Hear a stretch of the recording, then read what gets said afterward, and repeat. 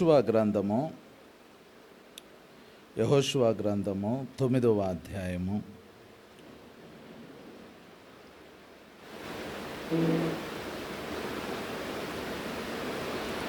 యెహోషువ గ్రంథము 9వ అధ్యాయము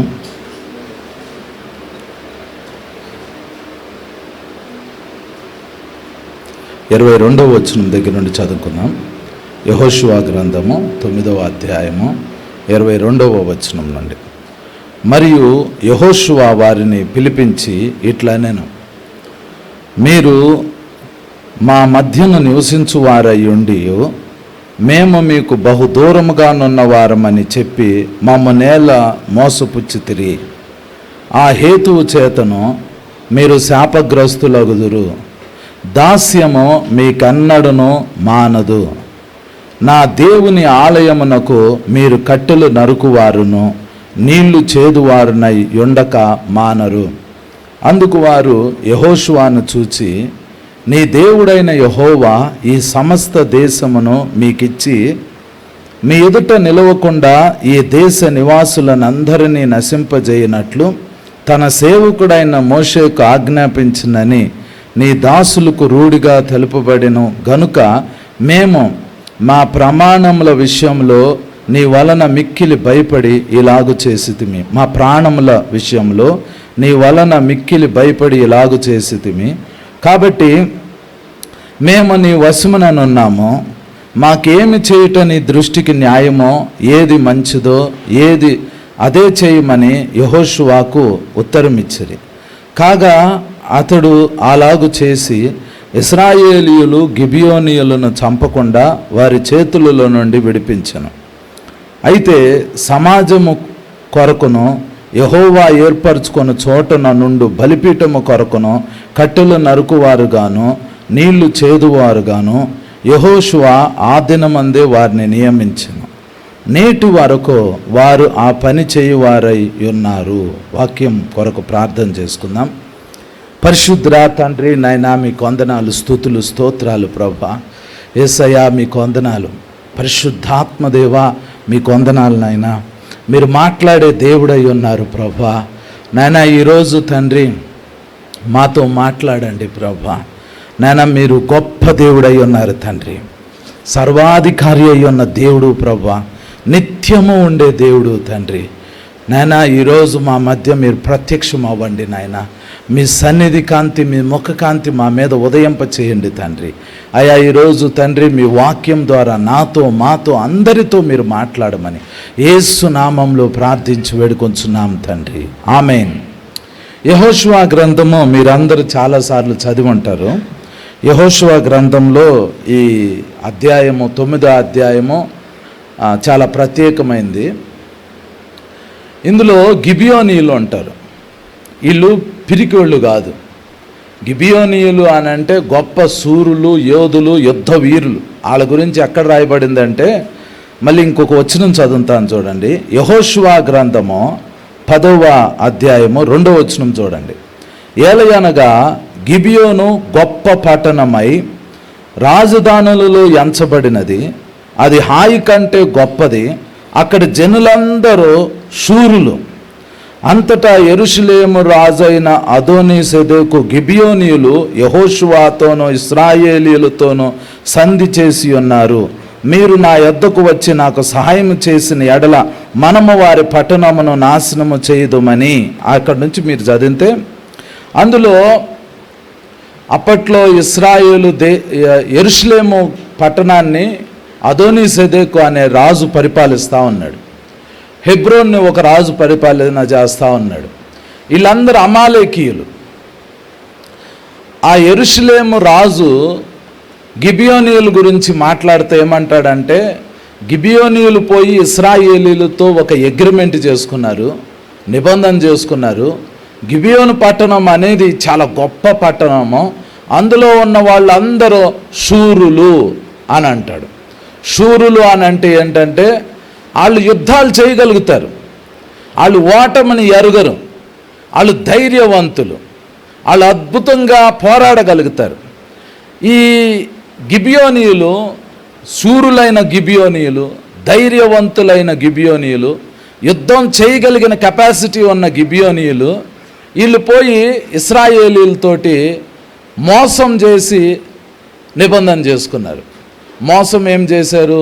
దేవుడు యెహోషువతో చెప్పాడు, యెహోషువ ఈ ఐగుప్తు దేశంలో ఉన్న నైలు నదులు మొదలుకొని యూఫ్రటీస్ నది వరకు, అటువైపు మహానది అంటే మెడిటేరియన్ సీ దగ్గర నుండి ఈ ప్రాంతం అంతా, ఈ మధ్యలో ఉన్న ల్యాండ్ అంతా ఇశ్రాయేలీలకు ఇస్తున్నాను, అంటే నీకే ఇస్తున్నాను, మీరు అడుగు పెట్టే స్థలం అంతా మీకు ఇవ్వబోతున్నాను అని దేవుడు బౌండరీ చెప్పాడు. యెహోషువ వీళ్ళంతా చాలా హ్యాపీగా ఆ ల్యాండ్ మొత్తం కాన్కర్ చేయటానికి బయలుదేరారు. అయితే గిబియోనీయులు ఏమంటారంటే వీళ్ళ దగ్గరికి వచ్చి పాత చినిగిపోయిన షూ వేసుకొచ్చారు, పాత ద్రాక్షారసపు తిత్తుల్ని తీసుకొస్తారు, ఎండిపోయిన రొట్టె ముక్కల్ని తీసుకొస్తారు, అన్ని పాత వస్త్రాలు వేసుకుని వస్తారు, ప్రయాణంలో చినిగిపోయి నలిగిపోయిన వస్త్రాలు వేసుకొస్తారు. యెహోషువ ఎదుట నిలబడి, మేము చాలా దూర దేశం నుండి వస్తున్నామండి, మేము ఈ ప్రాంతానికి చెందిన వాళ్ళం కాదు, మీ దేవుడి గురించి మేము విన్నాము, మీ దేవుడు చాలా గొప్ప దేవుడు, మీతో మేము నిబంధన చేసుకోవటానికి వచ్చాము, మీరు మేము ఒక అగ్రిమెంట్ చేసుకుందామా అని నిబంధన చేసుకుంటారు. అయితే అక్కడ ఒక పదం రాయబడిందండి. ఆ పదం ఏంటంటే వీళ్ళు యెహోవా సెలవును అడగలేదంట. 9వ అధ్యాయం యెహోషువ గ్రంథం 9వ అధ్యాయం 14వ వచనము, ఇశ్రాయేలీలు యెహోవా చేత సెలవు పొందకయే వారి ఆహారములో కొంత పుచ్చుకొనగా యెహోషువ ఆ వచ్చిన వారితో సమాధానపడి వారిని బ్రతుకనిచ్చుటకు వారితో నిబంధన చేసెను అని ఉంటుంది. తెలుగులో అలా రాసి ఉంటుంది, యెహోవా సెలవు పొందక అని. ఇంగ్లీష్లో ఏమని ఉంటుందంటే they did not took the council from the lord అని ఉంటుంది. అంటే వాళ్ళు యెహోవా దేవుడి దగ్గర అడగలేదంట, దేవుణ్ణి అడగల. యెహోషువ ఇశ్రాయేలు పెద్దలు వీళ్ళంతా ఒకవైపున ఉన్నారు, ఈ గిబియోనీయులేమో దూర దేశం నుంచి వచ్చామో అని ఆ గాడిదలు ఆ వచ్చిన అవతారం అంతా ఒక పక్కన, వాళ్ళంతా ఒక పక్కన నిలబడ్డారు. వాళ్ళు ఏమంటున్నారంటే మీతో నిబంధన చేయాలి అని అనుకుంటున్నాము అని అన్నారు. యెహోషువ గ్రంథాన్ని యెహోషువ రాశాడు అంటారు, కానీ రాయించింది పరిశుద్ధాత్మ దేవుడు. పరిశుద్ధాత్మ దేవుడు 14వ వచనంలో ఏం రాయించాడంటే వీళ్ళు యెహోవాని అడగలేదు, అడగకుండానే వీళ్ళు నిబంధన చేసేసారు అని అంటారు. వీళ్ళు అడగాలి, దేవుణ్ణి అడగాలి. యెహోషువకి దేవునితో నడిచిన గొప్ప అనుభవాలు ఉన్నాయి. మోషే ఎట్లాగైతే దేవుణ్ణి ముఖాముఖిగా చూశాడో, మోషే దేవుని ముఖాముఖిగా చూసే సమయంలో యెహోషువ మోషే పక్కనే ఉండేవాడు. దేవుడు మోషేతో మాట్లాడేటప్పుడు యెహోషువ అక్కడే ఉన్నాడు. యెహోషువ చాలాసార్లు మోషే దేవుడితో మాట్లాడేటప్పుడు, దేవుడు మోషేతో మాట్లాడేటప్పుడు ఆ గుడారం దగ్గర ఉండి యెహోషువ కనిపెడతా ఉండేవాడు. దేవుడు మోషేతో మాట్లాడటం అయిపోయిన తర్వాత మోషే గుడారంలో నుండి వెళ్ళిపోయేవాడు, ఆయన గుడారంలోకి వెళ్ళి హ్యాపీగా రెస్ట్ తీసుకునేవాడు. కానీ యెహోషువ అదే గుడారంలో ఉండేవాడు. అదే గుడారంలో ఉండి అక్కడ ఏం చేస్తున్నాడో తెలీదు. మీకు అర్థమైందా? యాక్చువల్గా ఈయన ఎక్కడ ఉండాలి అని అంటే, మోషేతోటి దేవుడు మాట్లాడిన తర్వాత దేవుడు పరలోకానికి వెళ్తాడు, మోషే తన గుడారానికి వెళ్తాడు, యెహోషువ కూడా తన గుడారానికి వెళ్ళిపోవాలి. వెళ్ళేవాడు కాదు, మోషే వెళ్ళిపోయేవాడు. ఆ తర్వాత యెహోషువ అదే గుడారంలో వెయిట్ చేసేవాడు. అదంతా దేవుడు చూసేవాడు, అరే యెహోషువ పోవట్లేదు, యెహోషువ ఇంకా ఉన్నాడు అని. అలా ఈయన లీడర్ అయ్యాడు, గొప్ప లీడర్గా దేవుడు ఎన్నుకున్నాడు.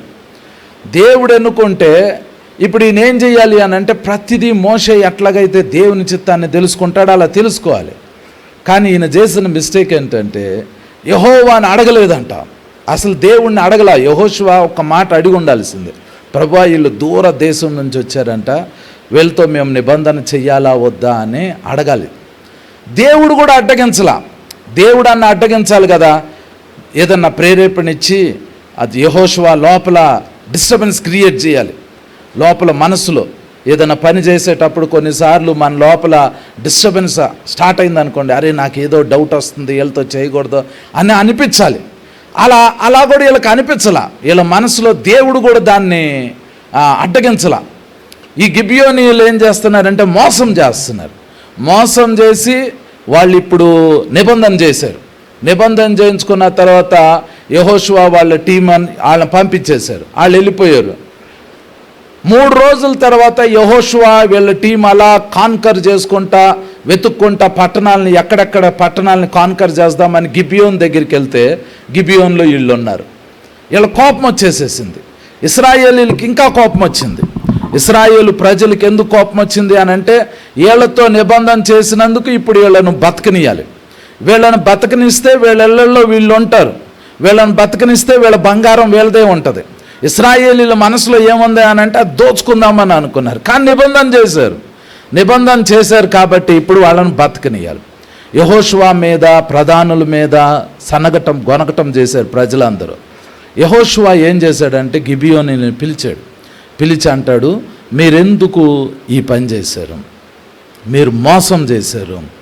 మీరు మోసం చేసి నిబంధన చేశారు. మీరు మాతో నిబంధన చేసినందుకు, మా దేవుని ఎదుట మేము నిబంధన చేశాం కాబట్టి మేము మిమ్మల్ని బ్రతకనిస్తున్నాం. కానీ మీరు శాపగ్రస్తులైపోతారు. యెహోషువ ఆ మాట అంటాడు చూడండి. యెహోషువ గ్రంథము 9వ అధ్యాయము 23వ వచనం. ఆ హేతువు చేతను మీరు శాపగ్రస్తులగుదురు, దాస్యము మీకెన్నడనో మానదు. నా దేవుని ఆలయమునకు మీరు కట్టెలు నరుకువారును నీళ్లు చేదువారున ఉండక మానరు అని అన్నాడు. మీరు శాపగ్రస్తులు అని చెప్పాడు. నిబంధన చేశారు, ఓకే, మేము మిమ్మల్ని బ్రతకనిస్తాం, కానీ మీ మీదకు మాత్రం శాపం రిలీజ్ అవును గాక. మిమ్మల్ని నేను దాసులుగా చేస్తున్నా. దాస్యము మీ కుటుంబంలో నుంచి ఎప్పటికీ పోదు. మీరు ఇశ్రాయేలు దేవుని మందిరానికి కట్టెలు అవసరం అవుతాయి కాబట్టి మీరు కట్టెలు నరుకు రావాలి. నీళ్ళు అవసరం అవుతాయి కాబట్టి మీరు నీళ్లు మోసుకుని రావాలి. మీ లైఫ్ టైం మొత్తం ఇదే మీ పని. కట్టెలు నరుకు రావాలి, నీళ్లు తీసుకుని రావాలి, దేవుని మందిరానికి తీసుకుని రావాలి, ఇశ్రాయేలు ప్రజలందరికీ తీసుకుని రావాలి. ఇది మీకు శాపమో అని యెహోషువ చెప్పేశాడు. అయినా యెహోషువ వాళ్ళని అడుగుతాడు, ఎందుకు ఈ పని చేశారు, రీజన్ ఏంటి అని అంటే వాళ్ళు ఒక మాట అంటారు. 24వ వచనం చూడండి. అందుకు వారు యెహోషువ గ్రంథం 9వ అధ్యాయం 24వ వచనం. అందుకు వారు యెహోషువను చూచి, నీ దేవుడైన యెహోవా ఈ సమస్త దేశమును మీకిచ్చి మీ ఎదుట నిలవకుండా ఈ దేశ నివాసులనందరినీ నశింపజేయనట్లు తన సేవకుడైన మోషేకు ఆజ్ఞాపించినని నీ దాసులకు రూఢిగా తెలుపబడిన గనుక మేము మా ప్రమాణముల విషయంలో నీ వలన మిక్కిలి భయపడి ఇలాగు చేసితిమి అంటున్నారు. వాళ్ళు అన్నమాట వినండి. నీ దేవుడైన యెహోవా మోషేకి ఈ దేశం మొత్తం ఇస్తానని ప్రామిస్ చేశాడు. ఈ దేశం మొత్తం మీ దేవుడు మీకు ఇస్తానని ప్రామిస్ చేశాడు. దాన్ని మేము నమ్మాం. దాంట్లో మాకు జరిగే ఆపద ఏంటి అని అంటే, మమ్మల్ని దేవుడు ఈ భూమి మీద లేకుండా తుడిచేస్తాడు. మమ్మల్ని తుడిచేసి ఈ ల్యాండ్ని మీకు ఇస్తాడు. ఇది మేము నమ్మాము. మీ దేవుడైన యెహోవా అని ఈ విషయంలో మేము నమ్మాము అన్నారు. వీళ్ళు తెలుసుకోవాల్సింది ఏంటి అని అంటే, కొద్ది సంవత్సరాల క్రితము ఒక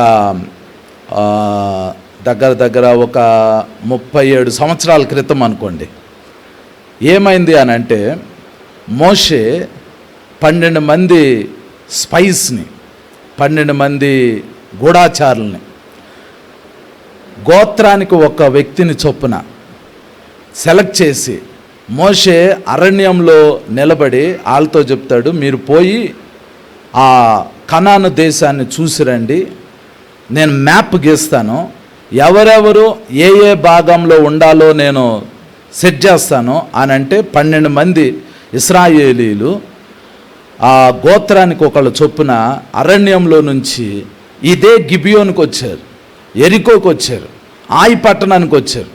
ఈ ప్రాంతం మొత్తాన్ని చూసి అక్కడ నుంచి ఒక ద్రాక్ష గెలని ఒక పెద్ద కర్రకి ఇట్లా కట్టి మధ్యలో వేలాడదీసి అటొకళ్ళు ఇటొకళ్ళు మోసుకుని మోషే దగ్గరికి వచ్చి చెప్తారు, ఆ ల్యాండ్ చాలా మంచిది, అది చాలా ఫర్టైల్ ల్యాండ్, అక్కడ పండే పంటలు చాలా అద్భుతంగా ఉంటాయి, కానీ అక్కడ మనుషులు నెఫీలీ జాతి వాళ్ళు ఉన్నారు, ఉన్నత దేహులు, వాళ్ళ పక్కన మేము మిడతల్లాగా ఉన్నాము, ఆ ల్యాండ్ని మనం ఎట్టి పరిస్థితుల్లో కాన్కర్ చేయలేము, గెలవలేము, వాళ్ళు మనల్ని చంపేస్తారు అని చెప్పి ఆ 12 మంది ఇశ్రాయేలీలు మొత్తాన్ని దగ్గర ఒక 30 లక్షల మంది ఉంటారు, వాళ్ళందరి హృదయాల్ని నిరుత్సాహపరిచారు. వాళ్ళు చెప్పిన ఆ మాటనే 30 లక్షల మంది ఇశ్రాయేలీలు విన్నారు. వాళ్ళు పెద్దగా వాళ్ళ గుడారాల్లో ఆ రాత్రిపూట కూర్చుని ఏడుస్తూ అంటారు, దేవుడు మమ్మల్ని చంపటానికి ఇక్కడికి తీసుకొచ్చాడు, దేవుడు మమ్మల్ని వాళ్ళకి అప్పగించడానికి తీసుకొచ్చాడు, మేము మా పిల్లలు మేము చనిపోబోతున్నాము, వాళ్ళు మమ్మల్ని చంపుతారు అని ఇదే గిబియోనుల గురించి ఏడ్చారు, ఇశ్రాయేలీలు ఏడ్చారు. కానీ ఇదే గిబియోనీలు ఏమంటున్నారంటే వాళ్ళు 37 సంవత్సరాల తర్వాత వాళ్ళు ఏమంటున్నారు అని అంటే, మీ దేవుడు ఈ దేశాన్ని మీకు ఇస్తున్నాడు అని మేము నమ్మాము అని వాళ్ళు అంటున్నారు. అంటే వాళ్ళు దేవుణ్ణి ఎక్కువగా గొప్పగా నమ్ముతున్నారు. వాళ్ళు ఇశ్రాయేలీలు ఎలా నమ్ముతున్నారు అంటే, మా దేవుడు మమ్మల్ని వాళ్ళకి అప్పగించడానికి తీసుకొచ్చాడు అని వీళ్ళు అనుకుంటున్నారు. గిబియోనీయులు రాహాబు అనే వేశ్య, ఆమె కూడా ఏమందంటే యువర్ గాడ్, మీ దేవుడు పైన ఆకాశమందు కింద భూమి అందు మీ దేవుడు వంటి దేవుడు లేడు అని వాళ్ళు అంటున్నారు. వీళ్ళు ఏమంటున్నారు అని అంటే, మీ దేవుడు ఇశ్రాయేలీలు, వీళ్ళు అంటారు మా దేవుడు మమ్మల్ని అప్పగించడానికి తీసుకొచ్చాడు, మమ్మల్ని చంపటానికి తీసుకొచ్చాడు, మా జాతిని అంతం చేయటానికి తీసుకొచ్చాడు అని. గిబియోనీయుల ఫెయిత్ చాలా గొప్పగా ఉంది. కానీ యెహోషువ వాళ్ళని ఏమంటున్నాడంటే, మీరు శాపగ్రస్తులు, మీరు నీళ్లు మాత్రమే మోస్తారు, మీరు కట్టెలు మోస్తారు, మా దేవుని మందిరం కొరకు పనిచేస్తారు, ఇశ్రాయేలీల కొరకు పనిచేస్తారు అని యెహోషువ వాళ్ళని శాపం పెట్టేశాడు. వాళ్ళు చేసిన పని ఏంటి అని అంటే, మోసం చేసి నిబంధన చేశారు. కానీ వాళ్ళ ఇంటెన్షన్ ఏంటి అని అంటే, వాళ్ళ హృదయం లోపల ఉన్న ఆలోచన ఏంటి అని అంటే, వాళ్ళ దేవుడు గొప్పడు, మా దేవుడు గొప్పడు కాదు, వాళ్ళ దేవుడు నిజమైన దేవుడు, మా దేవుడు వాళ్ళ దేవుడి నుంచి మమ్మల్ని రక్షించలేడు, వాళ్ళకి దేవుడు మాట ఇచ్చాడంటే మాట నెరవేరుస్తాడు, కానీ మాకు ఏ దేవుడు మాట ఇవ్వలేదు, మా దేవతలు కానీ మా దేవుళ్ళు కానీ మమ్మల్ని రక్షించలేవు, మరి మీరు సూర్యులు కదా, మీరే యుద్ధం చేసి యుద్ధాన్ని గెలవచ్చు కదా. అప్పుడు వాళ్ళు ఏమంటారంటే, యుద్ధం యెహోవాది, యుద్ధం చేస్తుంది యెహోవా, మేము మనుషులతో పోరాడి గెలవగలుగుతాం కానీ యెహోవాతో మేము యుద్ధం చేసి గెలవలేం. అది వాళ్ళ ఇంటెన్షన్. వాళ్ళు చెప్తున్నారు, మీ దేవుడు ప్రామిస్ చేశాడండి, మీకు మీ దేవుడి ల్యాండ్ మీకు ఇవ్వబోతున్నాడు, మీ దేవుడే మిమ్మల్ని విజయంలోకి తీసుకెళ్ళబోతున్నాడు, కాబట్టి మమ్మల్ని ఎవరు రక్షించగలుగుతారు, మమ్మల్ని ఎవరు రక్షించలేరు. మాకు ఏ పక్కనున్న ఏ రాజ్యంతో మేము అలైజ్గా మారిపోలేం, అంటే వాళ్ళ సహాయం తీసుకుని మీ మీదకి మేము యుద్ధాన్ని చేయలేం. ఐగుప్తులో జరిగింది మాకు వినబడింది, రాహాబు అని వేశ్య చెప్పింది, ఐగుప్తులో దేవుడు చేసింది చెప్పింది, ఎరికో అది ఎర్ర సముద్రం పాయలవటం గురించి ఆమె మాట్లాడింది, వీళ్ళందరికీ తెలిసిపోయింది. ఈ నది యువతలో ఉన్న వీళ్ళందరికీ తెలిసిపోయింది, దేవుడు వీళ్ళ కొరకు అద్భుతాలు చేస్తాడు అనేది వాళ్ళకి తెలిసిపోయింది. అందుకనే వాళ్ళు నిబంధన చేశారు, ఫాల్స్గా నిబంధన చేశారు. ఆశ్చర్యమైన విషయం ఏంటి అనంటే, వీళ్ళు తర్వాత మెల్లిమెల్లిగా వీళ్ళ నెంబర్ పెరగటం స్టార్ట్ అయింది. వీళ్ళు ఆ రోజు నుంచి ఒకటే పని, ఏం పని చేస్తున్నారు అని అంటే, కట్టెలు నరుకొస్తారు, నీళ్లు మోసుకొస్తారు, కట్టెలు నరుకొస్తారు, నీళ్లు మోసుకొస్తారు. వీళ్ళు శూరులు, వీళ్ళెవరు, వీళ్ళు యుద్ధ వీరులు, యుద్ధం చేసే సూర్యుడు, యుద్ధం చేసే వీరుడు ఒక కొండ నెత్తి మీద పెట్టుకుని బావి దగ్గరికి వెళ్ళి నీళ్లు మోసుకుని మళ్ళీ టెంపుల్ దగ్గరికి వీళ్ళ ఇళ్ళ దగ్గరికి నీళ్లు తీసుకురావటం స్టార్ట్ చేశారు. అది ఒక అవమానకరమైన పని.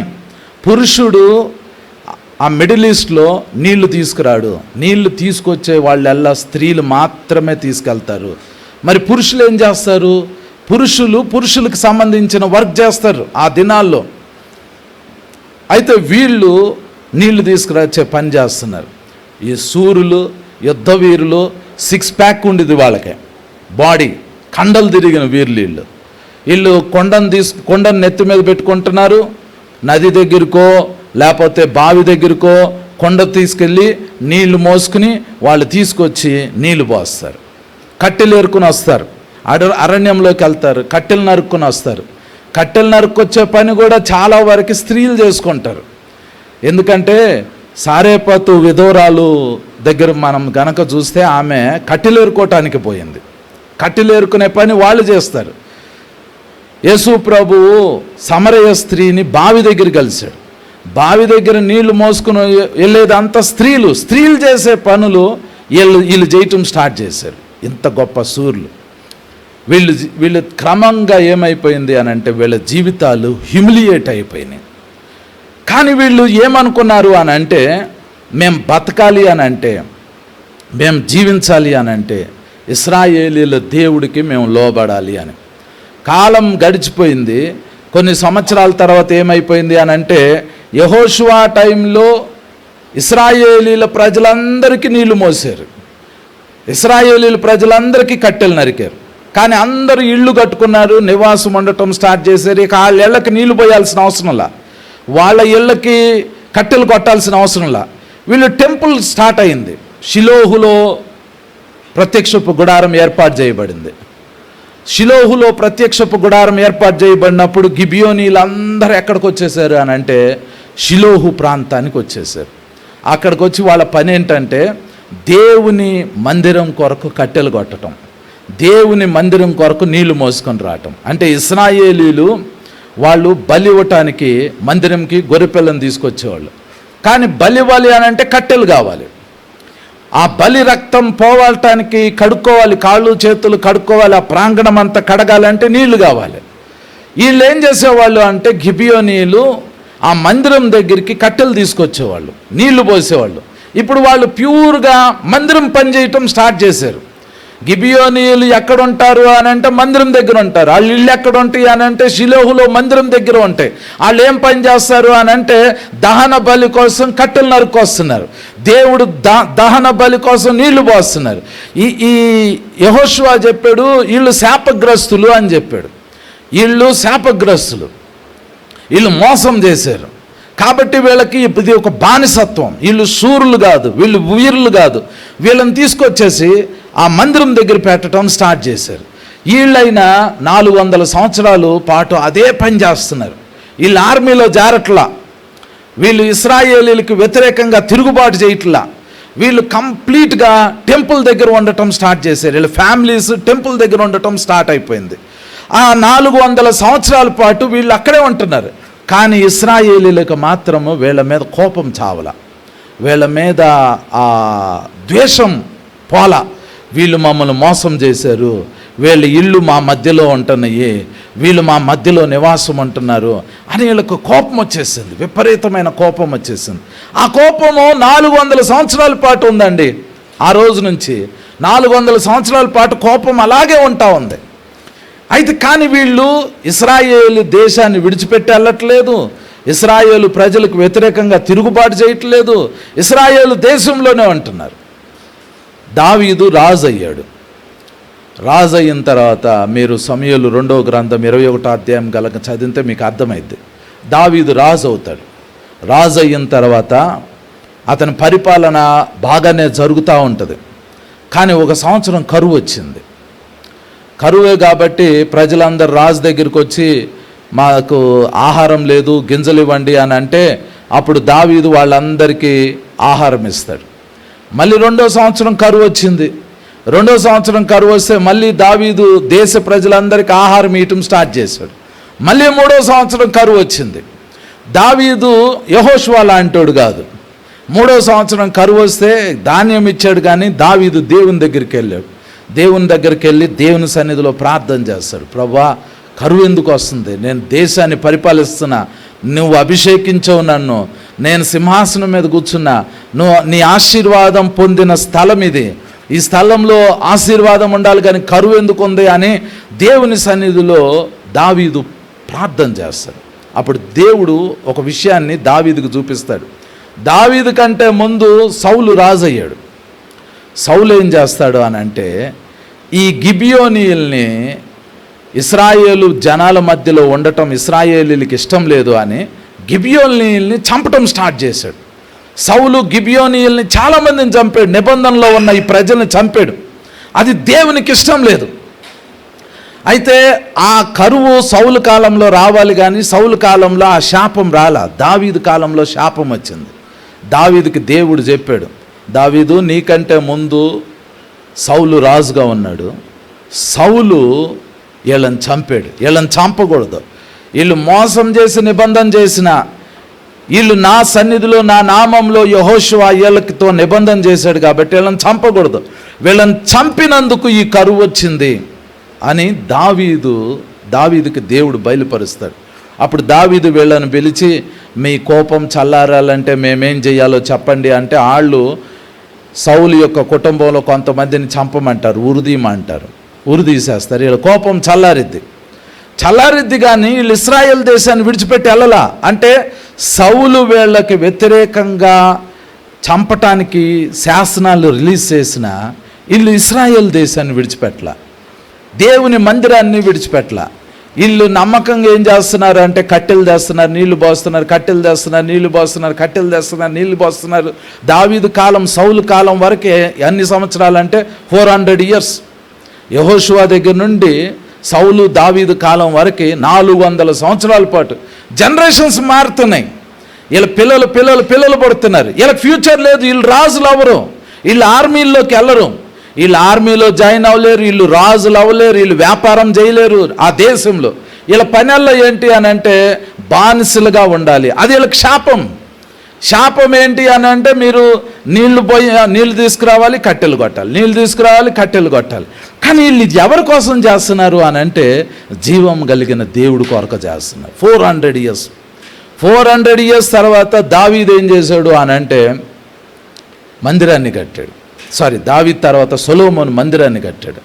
సొలొమోను మందిరం కట్టిన తర్వాత ఆ మందిరానికి వీళ్ళు కట్టెలు తీసుకురావటం స్టార్ట్ చేశారు, ఆ మందిరంలో నీళ్లు పోయటం స్టార్ట్ చేశారు. దావీదు ఏళ్లలో కొంతమందిని ఏం చేశాడు అని అంటే సింగర్స్గా మార్చాడు. అంటే మెయిన్ సింగర్స్ వాక్యానికి ముందు పాడతారు అనుకోండి, చిన్న సింగర్స్ ఏం చేస్తారు అంటే ప్రేయర్ స్టార్ట్ అయిన వెంటనే జనం ఎవరు లేనప్పుడు వాళ్ళు పాటలు పాడతారు, 2-3 పాటలు వాళ్ళకి ఇస్తూ ఉంటారు. ఆ లోయెస్ట్ లెవెల్ ఆఫ్ సింగర్స్గా వీళ్ళని మార్చారు. ఎందుకంటే వీళ్ళు మాటికి మందిరం దగ్గర ఉంటున్నారు కాబట్టి వీళ్ళకి అవకాశం ఇచ్చారు, వాళ్ళు క్వైర్ టీంలో ఉండటానికి అవకాశం ఇచ్చారు. వీళ్ళని తర్వాత ఏమని పిలిచారు అని అంటే నెతీనీయులు అని పిలిచారు, నెతీనీయులు అని పిలువబడ్డారు. ఈ గ్రూప్, ఈ ట్రైబ్, వీళ్ళు దేవుని మందిరం కట్టిన తర్వాత వీళ్ళకి గిబియోన్లో ఇల్లు ఉండాలి, కానీ వీళ్ళు వచ్చి ఎక్కడ ఉండటం స్టార్ట్ చేశారంటే యెరూషలేంలో ఉండటం స్టార్ట్ చేశారు.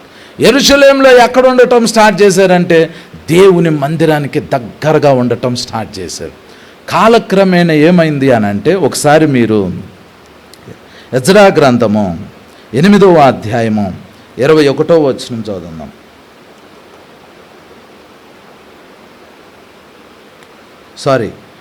దినవృత్తాంతాల మొదటి గ్రంథం, దినవృత్తాంతాల మొదటి గ్రంథం 9వ అధ్యాయము మొదటి వచనం దగ్గర నుండి చదువుతాను చూడండి.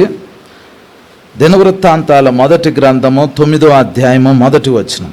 ఈ ప్రకారము ఇశ్రాయేలీలందరూ తమ వంశావళుల చొప్పున సరిచూడబడిన మీదట వారి పేర్లు ఇశ్రాయేలు రాజుల గ్రంథమందు రాయబడెను.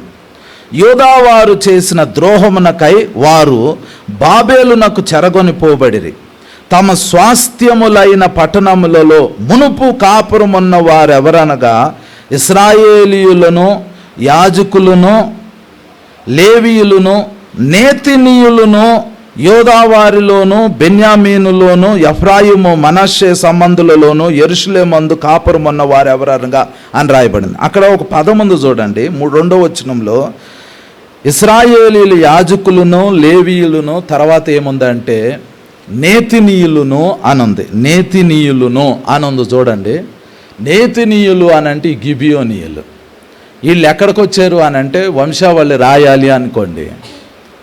వంశావళి రాయాలి అనంటే ఇశ్రాయేలీల యాజకుల పేర్లు ఫస్ట్ రాస్తారు, తర్వాత లేవీయుల పేర్లు రాస్తారు, తర్వాత నేతినీయులు పేర్లు రాస్తారు. అంటే ఇశ్రాయేలు దేశానికి ప్రాముఖ్యమైన ఫస్ట్ పర్సన్ ఎవరు అంటే ప్రధాన యాజకుడు. వీళ్ళు దేవుని మందిరంలో, దేవుని బలిపీఠం దగ్గర దేవుని మందసం దగ్గర ఉండే వీళ్ళు. వీళ్ళ తర్వాత వంశావళిలో వీళ్ళు ఎక్కడికి వచ్చారు అని అంటే ఆ గ్రూప్లోకి వచ్చారు. అంటే ప్రీస్ అంటే ఒక యాజకుడికి ఎంత ఇంపార్టెన్స్ వస్తుందో అంత ఇంపార్టెన్స్ వీళ్ళకి వచ్చేసింది.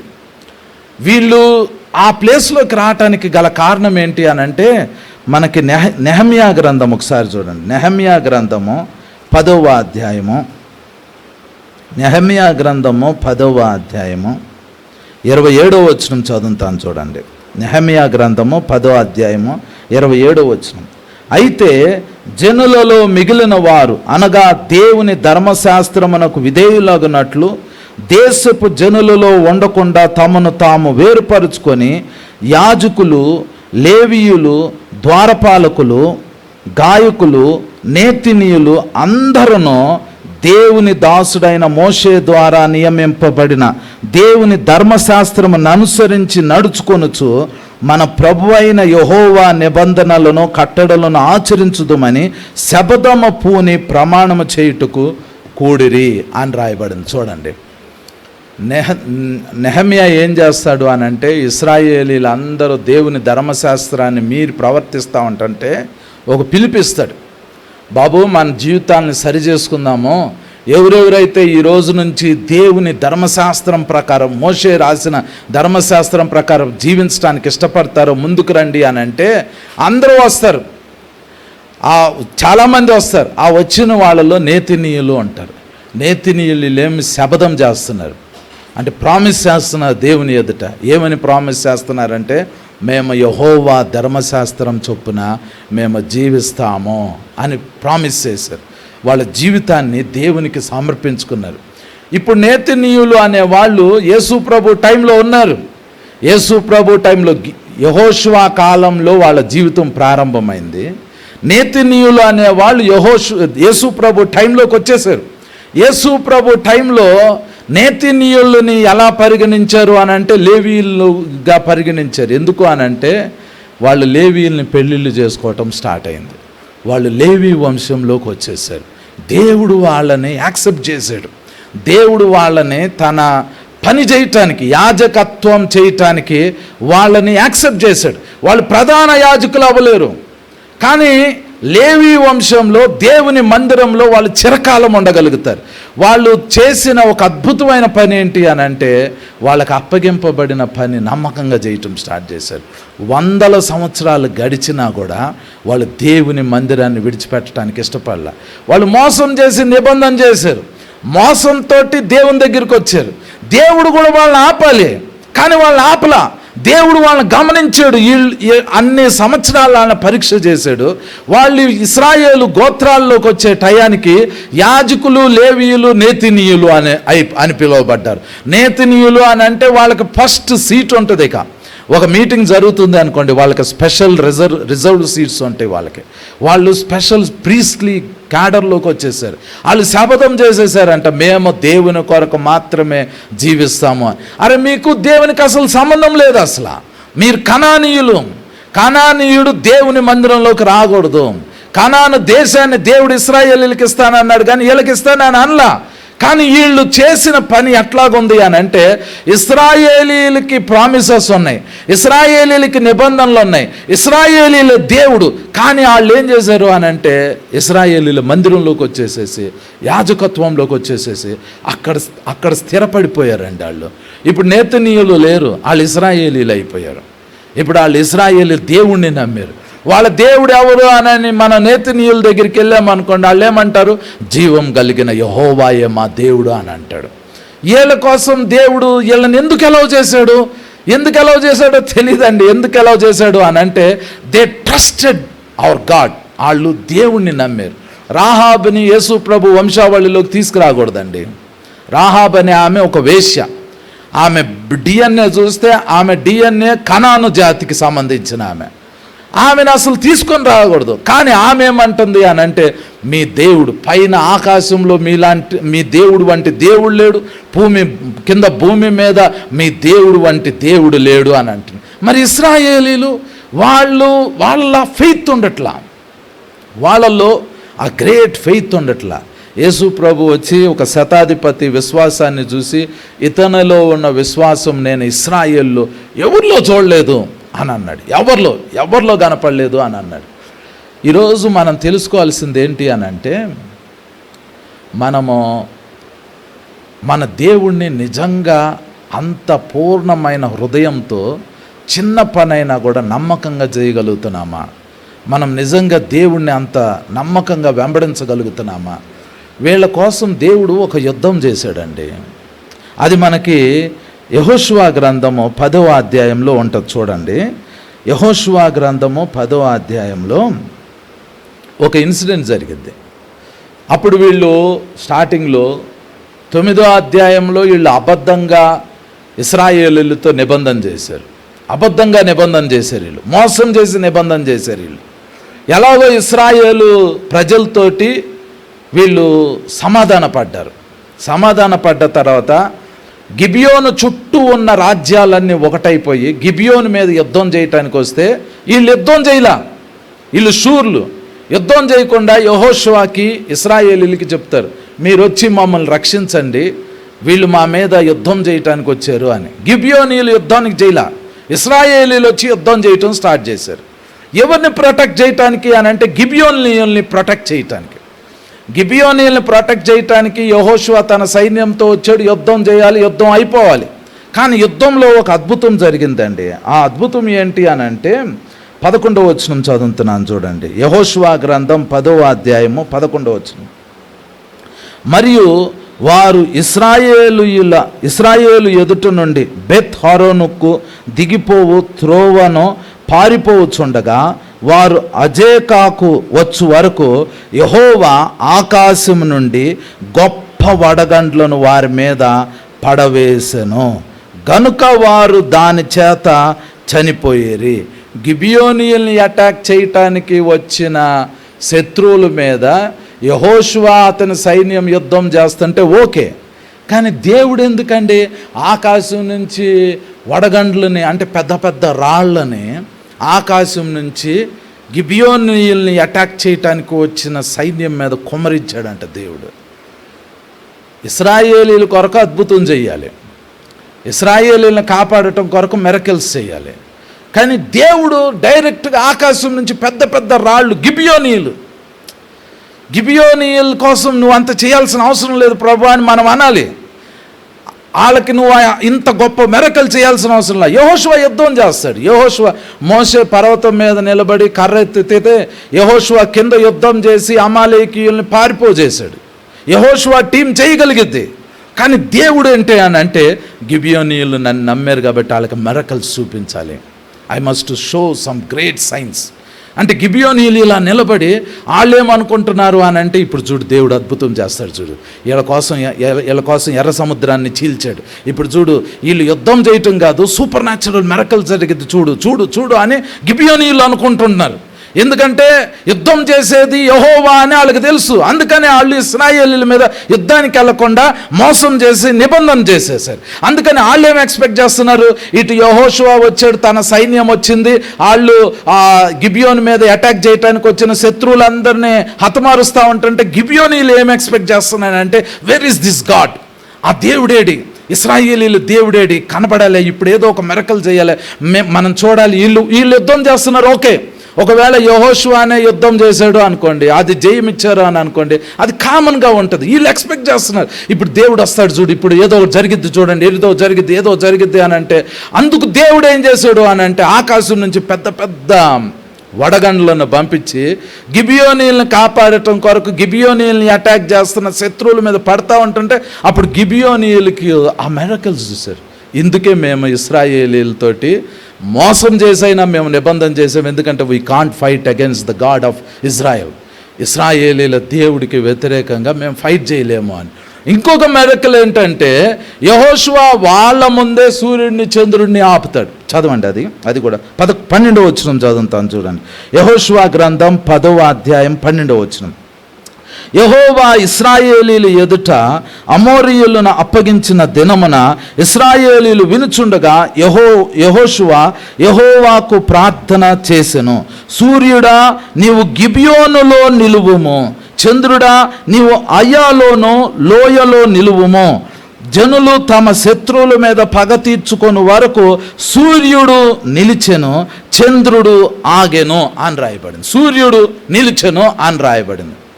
ఎక్కడ నిలబడ్డాడు అని అంటే గిబియోన్. ఈ గిబియోనయ్యలే అక్కడ నిలబడి చూస్తూ ఉన్నారు ఆ చంద్రుడు అస్తమించకుండా ఉండటం. ఓ రోజంతా అట్లాగే ఉండిపోయాడు అండి, ఒక పూటంతా అట్లాగే ఉండిపోయాడు సూర్యుడు అట్లాగే ఉండిపోయాడు.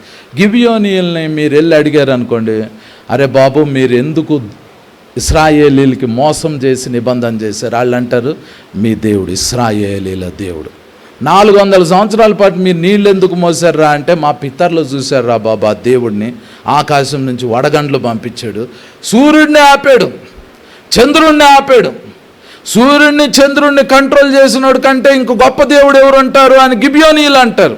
అందుకనే ఆ దేవుడు కోసం కట్టెలు నరికారు, ఆ దేవుడు కోసం నీళ్లు పోసారు. యెహోషువ అన్నాడు ఇది మీకు శాపం అన్నాడు, వాళ్ళు అన్నారు మీకు తెలియదురా ఇది ఆశీర్వాదం అన్నారు. దేవుడు ఏం చేశాడు అని అంటే ఇశ్రాయేలీల్లో వాళ్ళను ఉన్నత స్థితికి ప్రమోట్ చేశాడు. మీరు ప్రాస్పెరిటీ చూడాలనుకోండి, అద్భుతాలు చూడాలి అని అనుకోండి, మనము దేవుడి మీద ఎక్కువ, ఆయన చేసే మిరకల్స్ మీద ఎక్కువ కాన్సన్ట్రేషన్ పెట్టామనుకోండి, ఆయన మిరకల్స్ చూపిస్తారు. సూర్యుడు ఎక్కడ ఉండాలి అని అంటే ఎక్కడైనా ఉండొచ్చు, కానీ గిబియోన్లో ఆగాడంట. అంటే వాళ్ళ నడినెత్తి మీద సూర్యుడు ఉన్నాడు. వాళ్ళు దేవుని మిరకల్స్ని చూశారండి, గ్రేట్ మిరకల్స్ గిబియోనీయులు. అందుకనే వాళ్ళు తమ జీవితకాలం మొత్తంలో ఎప్పుడు వాళ్ళు దేవునికి వ్యతిరేకంగా తిరుగుబాటు చేయాల. నెహెమ్యా గ్రంథం మీరు చదవండి, ఎజ్రా గ్రంథం మీరు చదవండి. నెహెమ్యా గ్రంథంలో మీరు చదివేటప్పుడు నెహెమ్యా వస్తాడు. నెహెమ్యా వచ్చి ఏం చేస్తాడు అంటే యెరూషలేము చుట్టూ ఉన్న గోడని 52 రోజుల్లో కడతాడు. 52 రోజుల్లో నెహెమ్యా గోడని ఎలా కట్టాడు అని అంటే, ఎవరైతే దానికి దగ్గరగా నివాసం ఉంటున్నారో వాళ్ళు ఆ ఏరియాని కన్స్ట్రక్ట్ చేయాలి. టెంపుల్ దగ్గరికి రాగానే నేతినీయులు అక్కడ నివాసం ఉంటారు కాబట్టి వాళ్ళు అక్కడ గోడను కట్టారంట. నేతినీయులు వాళ్ళు దేవుని మందిరానికి కనెక్టెడ్ అయిపోయారు, అటాచ్డ్ అయిపోయారు. ఇశ్రాయేల్లో దాను గోత్రం ఒకటి ఉంది, వీళ్ళు ఇశ్రాయేల్లో ఉండాలి. వీళ్ళు పోయి ఎక్కడున్నారు అని అంటే విగ్రహారాధనకి వెళ్ళిపోయారు. దాను గోత్రం విగ్రహారాధన స్టార్ట్ చేసింది. వీళ్ళు విగ్రహారాధన వైపు తిరగల. ఇశ్రాయేలీలు ఏమన్నా తిరిగారేమో కానీ 400 సంవత్సరాల పాటు వీళ్ళు చేసిన పని ఏంటి అని అంటే కట్టెలు నరుకురాటం, నీళ్లు పోయటం, కట్టెలు నరుకురాటం, నీళ్లు పోయటం, కట్టెలు నరుకురాటం, నీళ్లు పోయటం. ఎక్కడికి నరుకొస్తున్నారు అని అంటే దేవుని మందిరం దగ్గరికి. ఎక్కడికి నీళ్లు తెస్తున్నారంటే దేవుని మందిరం దగ్గరికి. ఎందుకు తెస్తున్నారా అంటే మా నెత్తి మీద దేవుడు సూర్యుడిని ఆపాడు. ఎంతసేపు ఆపాడు? ఆ తర్వాత వచనం కూడా చదవండి.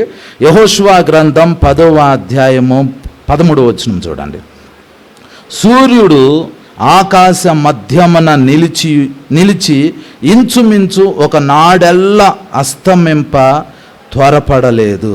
యెహోవా ఒక నరుని మనవి వినిన ఆ దినము వంటి దినము దానికి ముందే గాని దానికి తర్వాతనే గాని ఉండలేదు. నాడు యెహోవా ఇశ్రాయేలీల పక్షముగా యుద్ధము చేసెను అని రాయబడింది. ఇశ్రాయేలీల దేవుడు అలాంటి అద్భుతం చేశాడండి. ఆ అద్భుతం చూసిన వాళ్ళు ఎంత ధన్యులో కదండి, అవునా కాదా? దేవుడు అలాంటి అద్భుతం ఇప్పుడు మోడర్న్ డేస్లో చేయబోతున్నాడు. అది ఎప్పుడు చేస్తాడు అని అంటే, అందరికీ ఇశ్రాయేలు దేశం అంటే అసహ్యం రావాలి. అప్పుడు అన్ని దేశాలు ఇశ్రాయేలు దేశం మీద యుద్ధానికి వెళ్ళాలి. ఇశ్రాయేలు దేశం అంతం అయిపోతుంది, భూమి మీద ఉండదో, మ్యాప్లో ఉండదో, అది తుడిచిపెట్టుకుపోయిద్ది అనే పరిస్థితి రావాలి. ఆ పరిస్థితి వచ్చినప్పుడు యెహెజ్కేలు గ్రంథం 38వ అధ్యాయంలో ఒక యుద్ధం జరగబోతుంది. దాని గురించి మనం చాలాసార్లు ధ్యానం చేసాం. ఆ యుద్ధం ఎలాగ జరగబోతుంది అని అంటే చూడండి, అది యెహెజ్కేలు గ్రంథం 38వ అధ్యాయము 20వ వచనం దగ్గర నుండి చూడండి. ఇశ్రాయేలు దేశాన్ని అంతం చెయ్యాలి, దాన్ని భూమి మీద లేకుండా తుడిచిపెట్టాలి అని అనుకున్నప్పుడు దేవుడు ఒక యుద్ధాన్ని చేస్తాడంట. యెహెజ్కేలు గ్రంథం 38వ అధ్యాయం 20వ వచనంలో, సముద్రపు చేపలను, ఆకాశ పక్షులను, భూజంతువులను, భూమి మీద ప్రాకు పురుగులన్నీ, భూమి మీద నుండి నరులందరూ నాకు భయపడి వణుకుదురు. పర్వతములు నాశనమగును, కొండపేటలు పడును, గోడలన్నీ నేలపడును, నా పర్వతములన్నిటిలో అతని మీదికి ఖడ్గము రప్పించెదను, ప్రతి వాని ఖడ్గము వాని సహోదరుని మీద పడును. ఇదే ప్రభువగు యెహోవా వాక్కు. తెగులు పంపి హత్య కలుగజేసి అతని మీదనో అతని సైన్యపు వారి మీదనో అతనితో కూడిన జనముల అనేకముల మీదనో ప్రళయమైన వానను పెద్ద వడగండ్లను అగ్ని గంధకములను కురిపించి నేను అతనితో వ్యాజ్యమాడుదును. నేను యెహోవానయ్యున్నానని అన్యజనులు అనేకులు తెలుసుకొనున్నట్లు నేను ఘనత వహించి నన్ను పరిశుద్ధపరుచుకొని వారి ఎదుట నన్ను తెలియపరుచుకొందును అని దేవుడు అంటున్నాడు. దేవుడే చెప్పాడు, ఒక యుద్ధం చేయబోతున్నాను, ఆ యుద్ధంలో ఇశ్రాయేల్ దేశం మీదకి అన్ని దేశాలు వస్తాయి. ఆ టైంలో నేను ఆకాశం నుంచి వడగండ్లు పంపుతాను, అగ్నిగంధకాలు పంపుతాను, తెగులు పంపుతాను, భూకంపం పంపుతాను, ఆ స్థలమంతా కంపింపజేస్తాను, కొండ పేటలు పడిపోతాయి, గోడలు పడిపోతాయి. ఇదంతా లైవ్లో మనం చూడబోతున్నాం. అప్పుడు అన్యజనులందరూ తెలుసుకుంటారంట. సంఘం ఎత్తబడక ముందే ఈ అద్భుతమైన యుద్ధం జరిగిద్ది అని చాలామంది నమ్ముతారు. మనం దాన్ని చూడబోతున్నాం.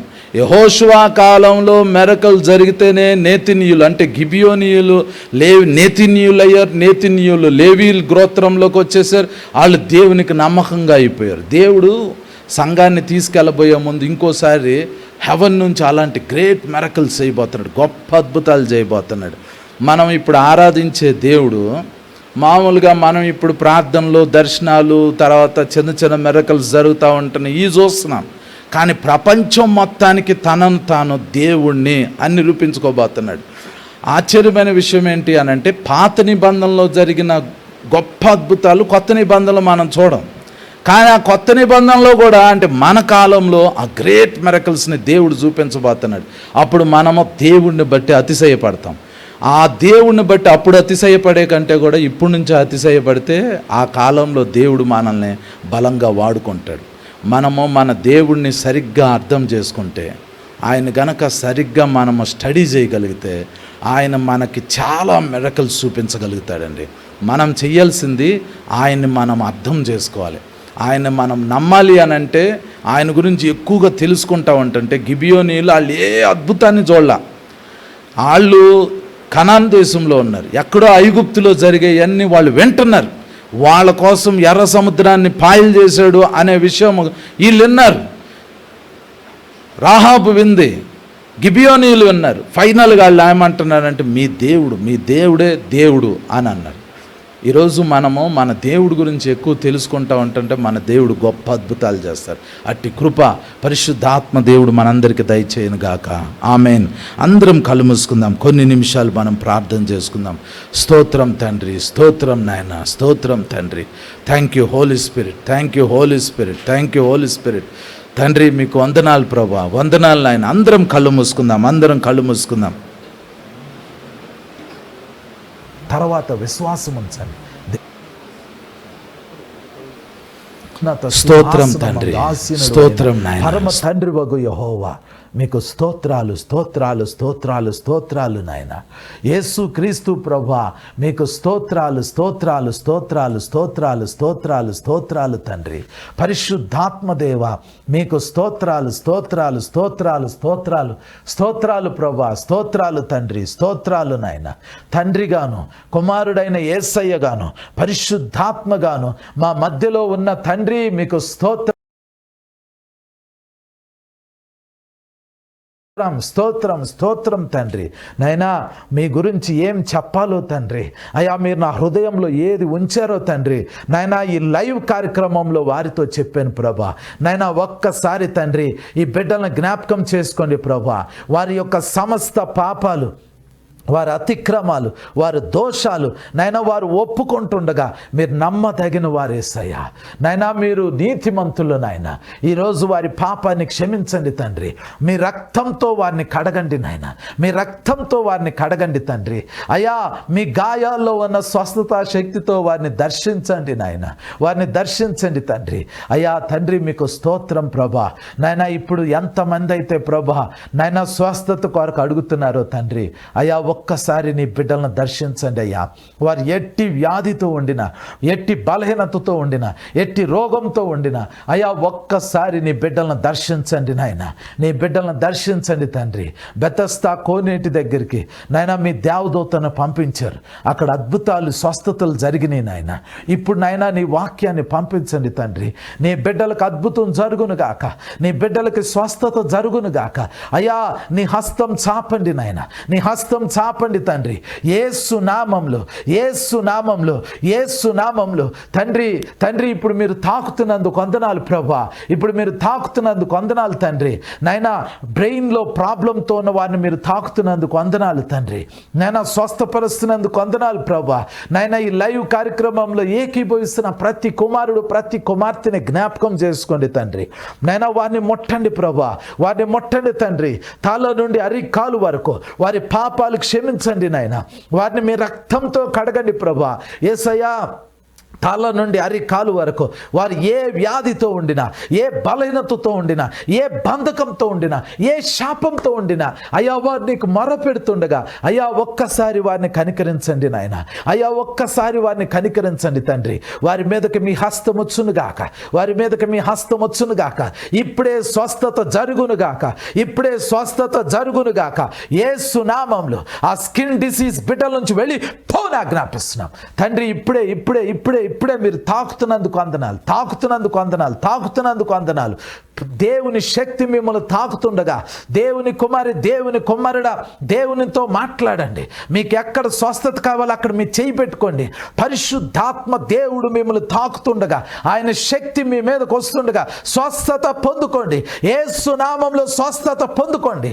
ఈ బిడ్డల యొక్క శరీరాల్లో, ప్రాణాల్లో, ఆత్మలో ఉన్న ప్రతి విధమైన దెయ్యము, దురాత్మ, అపవిత్ర ఆత్మ, అంధకార దెయ్యపు శక్తుల ప్రభావం యేసు నామంలో ఈ బిడ్డల నుంచి ఇప్పుడే బయటికి వెళ్ళి పోని ఆజ్ఞాపిస్తున్నాం. యేసు నామంలో స్వస్థత కలుగునుగాక, యేసు నామంలో స్వస్థత కలుగునుగాక, యేసు నామంలో ఆరోగ్యం కలుగునుగాక.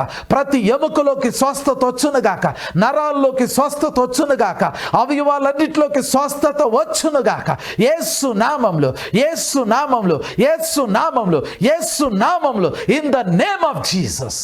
Thank you Holy Spirit, thank you Holy Spirit.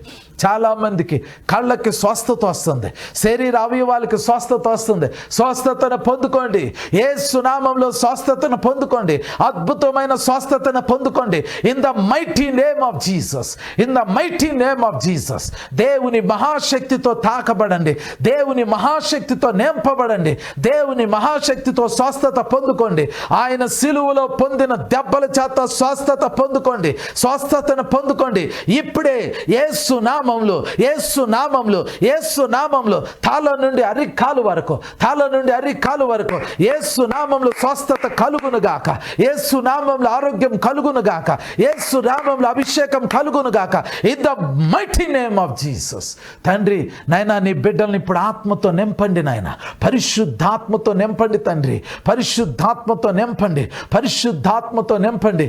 దేవుని కుమారి, దేవుని కుమారుడా ఈ నీ రెండు చేతులు ఆకాశం వైపెత్తి దేవునితో మాట్లాడుతూ అడుగు, ప్రభువా నన్ను నీ ఆత్మతో నింపు అని అడగండి. నన్ను నీ ఆత్మతో నింపునైనా అని అడగండి. నన్ను నీ ఆత్మతో నింపునైనా అడగండి. దేవుని మహాశక్తి దిగొచ్చే సమయం ఇది. దేవుని పరిశుద్ధందికి కళ్ళకి స్వస్థత వస్తుంది, శరీర అవయవాలకి స్వస్థత వస్తుంది. స్వస్థతను పొందుకోండి. యేసు నామంలో స్వస్థతను పొందుకోండి. అద్భుతమైన స్వస్థతను పొందుకోండి. In the mighty name of Jesus, in the mighty name of Jesus. దేవుని మహాశక్తితో తాకబడండి, దేవుని మహాశక్తితో నింపబడండి, దేవుని మహాశక్తితో స్వస్థత పొందుకోండి. ఆయన సిలువలో పొందిన దెబ్బల చేత స్వస్థత పొందుకోండి, స్వస్థతను పొందుకోండి. ఇప్పుడే యేసు నామంలో, యేసు నామంలో, యేసు నామంలో తల నుండి అరికాలు వరకు, తల నుండి అరికాలు వరకు యేసు నామంలో స్వస్థత కలుగునుగాక, యేసు నామంలో ఆరోగ్యం కలుగునుగాక, యేసు నామంలో అభిషేకం కలుగునుగాక. In the mighty name of Jesus. తండ్రి నాయనా నీ బిడ్డల్ని ఇప్పుడు ఆత్మతో నింపండి నాయన, పరిశుద్ధాత్మతో నింపండి తండ్రి, పరిశుద్ధాత్మతో నింపండి, పరిశుద్ధాత్మతో నింపండి. దేవుని కుమారి, దేవుని కుమారుడా, ఇది 2 చేతులు ఆకాశం వైపెత్తి దేవునితో మాట్లాడుతూ అడుగు, ప్రభువా నన్ను నీ ఆత్మతో నింపు అని అడగండి. నన్ను నీ ఆత్మతో నింపు నాయనా అని అడగండి. నన్ను నీ ఆత్మతో నింపు నాయనా అడగండి. దేవుని మహాశక్తి దిగొచ్చే సమయం ఇది. దేవుని పరిశుద్ధాత్మ అగ్ని దిగొచ్చే సమయం ఇది. మీరు పరిశుద్ధాత్మలో బాప్తిసం పొందే సమయం ఇది. ఇప్పుడే పరిశుద్ధాత్మ బాప్తిసం పొందుకోండి. ఇప్పుడే పరిశుద్ధాత్మ బాప్తిసం పొందుకోండి. Receive the power of the Holy Spirit. Receive the power of the Holy Spirit. Receive the power of the Holy Spirit. పరిశుద్ధాత్మ అగ్ని పొందుకోండి, పొందుకోండి, పొందుకోండి, పొందుకోండి. అగ్ని బాప్తిసం పొందుకోండి, అగ్ని బాప్తిసం పొందుకోండి. పరిశుద్ధాత్మ అగ్ని బాప్తిసం పొందుకోండి. Receive it, receive it, receive it. బలమైన అగ్ని పొందుకోండి in the name of Jesus. బలమైన అభిషేకం పొందుకోండి, బలమైన అగ్ని అభిషేకం. యేసు నామములో స్వస్థత పొందుకోండి.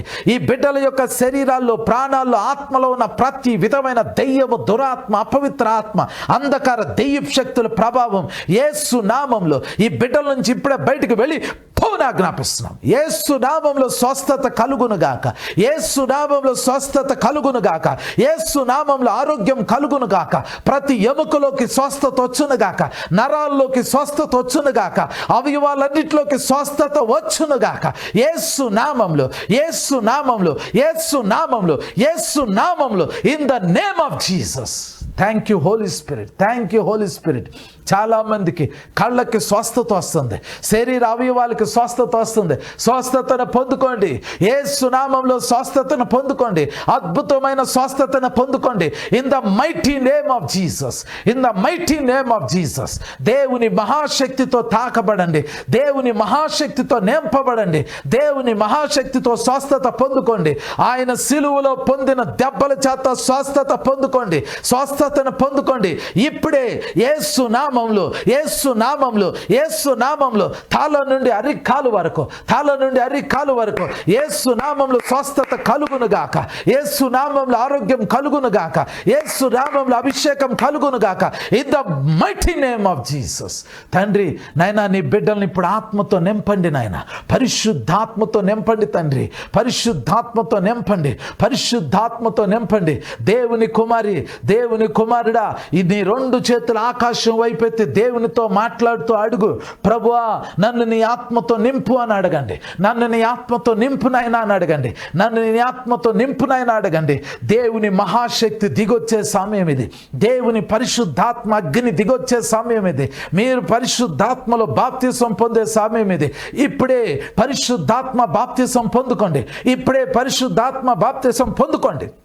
Receive the power of the Holy Spirit. Receive the power of the Holy Spirit. Receive the power of the Holy Spirit. పరిశుద్ధాత్మ అగ్ని పొందుకోండి, పొందుకోండి, పొందుకోండి, పొందుకోండి. అగ్ని బాప్తిసం పొందుకోండి, అగ్ని బాప్తిసం పొందుకోండి. పరిశుద్ధాత్మ అగ్ని బాప్తిసం పొందుకోండి. Receive it, receive it, receive it. బలమైన అగ్ని పొందుకోండి in the name of Jesus. బలమైన అభిషేకం పొందుకోండి, బలమైన అగ్ని అభిషేకం పొందుకోండి. Thank you Father, thank you Lord, thank you Lord, thank you Lord. నాయనా ఇప్పుడే నీ బిడ్డలను మీరు తాకుతున్నందుకు వందనాలు ప్రభా. ఎముకల్లో స్వస్థతనిస్తున్నందుకు వందనాలు తండ్రి, ఎముకల్లో ఆరోగ్యం ఇస్తున్నందుకు వందనాలు ప్రభా. శరీర అవయవాలన్నిటినీ ముట్టి తాకి ఆరోగ్యం ఇస్తున్నందుకు వందనాలు తండ్రి, ఆరోగ్యం ఇస్తున్నందుకు వందనాలు ప్రభా. గొప్ప అభిషేకం బిడ్డలోకి ఇప్పుడు ప్రవహింపజేస్తున్నందుకు వందనాలు తండ్రి. అగ్ని పొందుకోండి, అగ్ని పొందుకోండి, అగ్ని పొందుకోండి. Receive the anointing of the Holy Spirit, receive the power of the Holy Spirit. దేవుని మహాశక్తిని పొందుకోండి, దేవుని మహాశక్తిని పొందుకోండి. Receive it in the name of Jesus. తండ్రి బిడ్డలను మీరు తాకుతున్నందుకు వందనాలు ప్రభా, స్వస్థపరుస్తున్నందుకు వందనాలు తండ్రి, ఆరోగ్యం ఇస్తున్నందుకు వందనాలు నాయన, అభిషేకం ఇస్తున్నందుకు వందనాలు ప్రభా, విడుదల ఇస్తున్నందుకు వందనాలు తండ్రి, గొప్ప కార్యాలు జరిగిస్తున్నందుకు వందనాలు ప్రభా. నాయనా నీ బిడ్డలందరినీ మీరు తాకి స్వస్థపరిచినందుకు మీకే మహిమ చెల్లించుకుంటూ యేసు నామంలో ప్రార్థించి వేడుకొంచున్నాం తండ్రి. ఆమేన్, ఆమేన్.